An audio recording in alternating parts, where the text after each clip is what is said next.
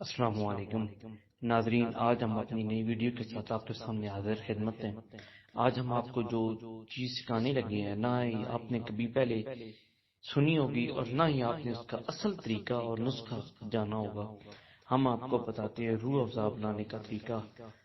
جو بازار میں روح افزا بنتا ہے اس سے بھی اچھا طریقہ ہم آپ کو سکھائیں گے کہ روح افزا اپنے گھر میں آپ کس طرح بنا سکتے ہیں اور اپنے بچوں کو اچھی چیز کس طرح دے سکتے ہیں۔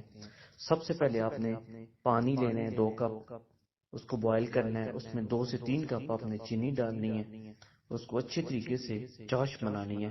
جب دیکھیں چاش بن جائے تو اس میں رس بری فوڈ کلر ہوتا ہے سرخ رنگ کا، روح افزا کا خاص فوڈ، وہ آپ نے اس میں مکس کرنا ہے۔ مکس کرنے کے بعد پھر آپ نے تقریباً 2 سے 3 گرام ست لوبان اس میں مکس کرنا ہے۔ جب اس کو آپ مکس کریں تو اچھی طریقے سے ہلائیں اور کچھ دیر اس کو پکنے دیں۔